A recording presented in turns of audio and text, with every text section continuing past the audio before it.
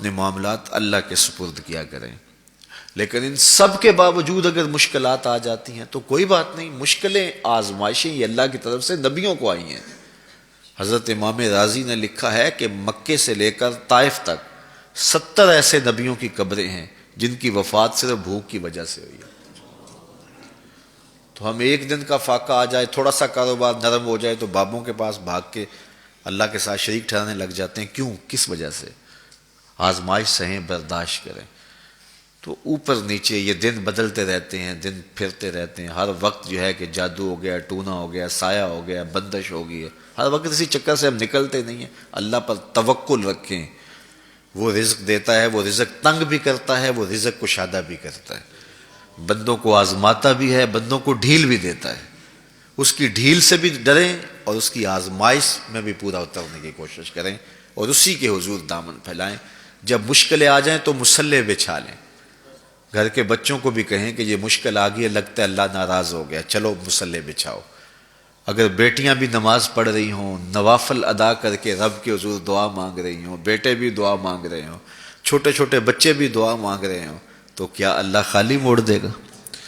تو زیادہ سے زیادہ نیک مجالس کے اندر شامل ہو جائیں۔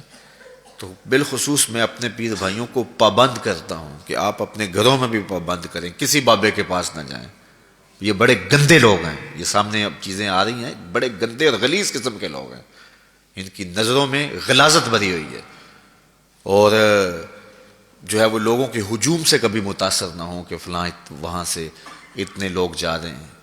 لا یصیر الباطل حقا بکثرت المتمسکین بہ، اگر کسی جھوٹ کے ساتھ، کسی باطل کے ساتھ زیادہ لوگ وابستہ ہو جائیں تو اس وابستگی سے باطل حق نہیں ہو جاتا۔ لوگ کہتے ہیں جی اتنے لوگ آ رہے ہیں، کچھ ہے تو آ رہے ہیں، تو جو بت خانوں میں جا رہے ہیں اتنے لوگ تو کچھ ہیں تو جا رہے ہیں، کیا مطلب یہ کوئی اب معیار ہے؟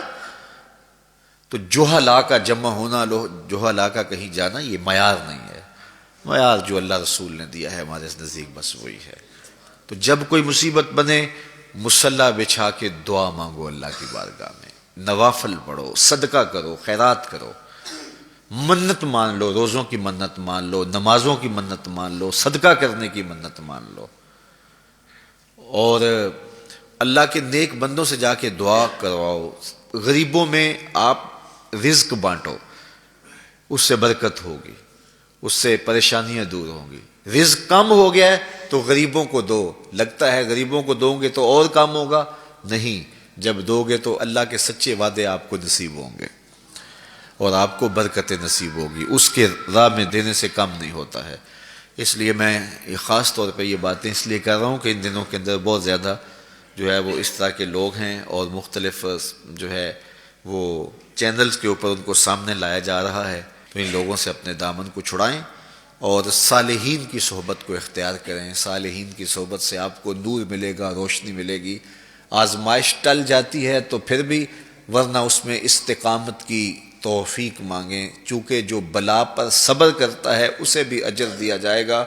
صحیح حدیث میں آتا ہے کہ اہل بلا کو قیامت کے دن جو صلہ دیا جائے گا تو دوسرے لوگ آرزو کریں گے کاش ہمارے جسم کو لوہے کی کینچیوں سے کاٹ دیا جاتا۔ تو یہ جو تکلیفیں آتی ہیں یہ گناہ اس سے جڑتے ہیں، اس سے درجے بلند ہوتے ہیں، اس سے اللہ کی قربت نصیب ہوتی ہے۔ تو مصیبت آئی تو بابے کے پاس بھاگ گئے، جو فاسق اور فاجر اور مشرکانہ عقائد رکھتا ہے اس کے پاس بھاگ گئے، تو پھر ایک مصیبت بھی صحیح اور ایک اپنا ایمان بھی اجاڑا۔ اس لیے اس مصیبت سے جو باطنی فوائد ملیں گے، جو روحانی مرتبے بلند ہوں گے، ان کو حاصل کریں۔ تو غیرت کے ساتھ جینے کا ڈھب ہم سیکھیں، مت ایسے لوگوں کے پاس جائیں۔ اللہ آپ کو مجھے اپنی رحمتوں کے سائے میں رکھے۔